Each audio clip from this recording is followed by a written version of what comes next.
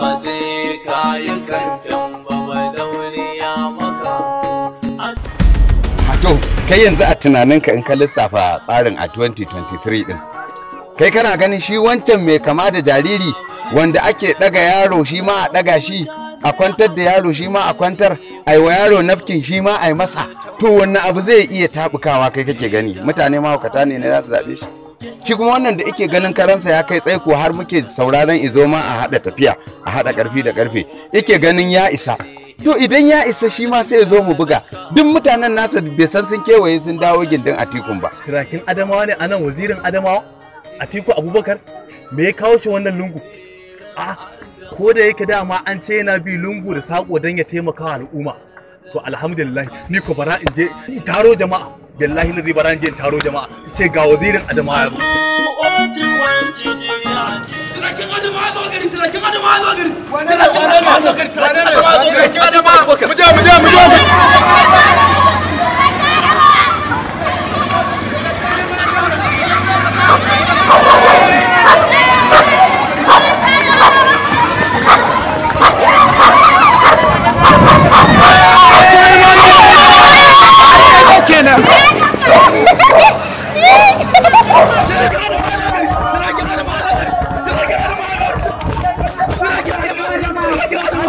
Alhamdulillah.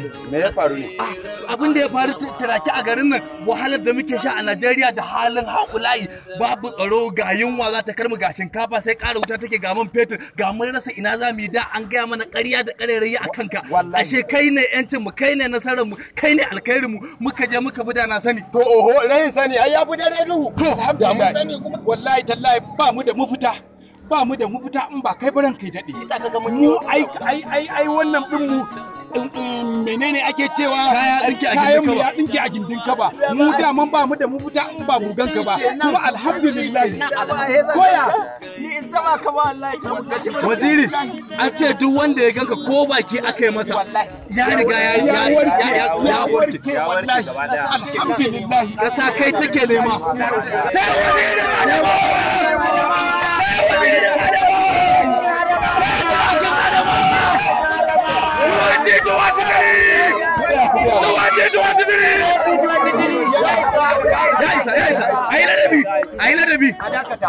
Sai ladabi.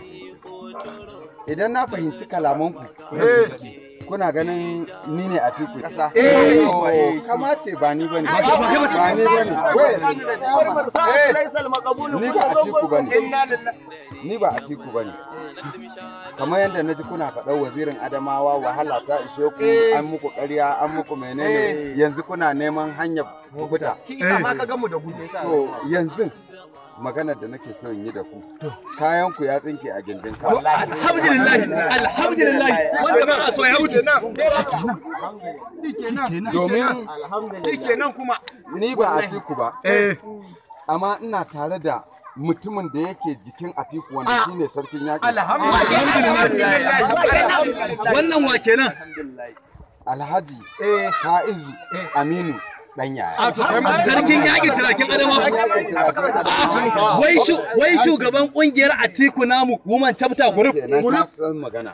Ai nan ne tudun mun tsira. Yanzu za ka iya kai mu ga shi. Woman leader din wajen ai ita ce Hajiya Aisha Sani Abubakar Tiyaledi. Ita ce woman leader din wajen. Sunanta mace mai kamar maza. Alhamdulillah kwari ne ba. San kuma mace mai kokari ko ba miji ta haihu. Gaskiya ne. Yanzu kai ma wani ne a ofisin nasu a nan kungiyar? Ni ma jigo ne a wurin. Koyaushe ai kaga ofis din ai mu muka faɗa ma saboda cincirin da talakawa da suke zuwa irin wannan maganganun naku sai muka yanke shawara ma a daina rufe ofis. Ba a rufe. Alhamdulillah. A daidai ina ofishin yake ba ma adireshin inda ofishin yake. Shi wannan ofis yana nan kan hanyar Wudil idan ka bar Mariri ka dan kai gaba daidai rukunin gidajen Dan Ladi na jirgin fitan talakawa.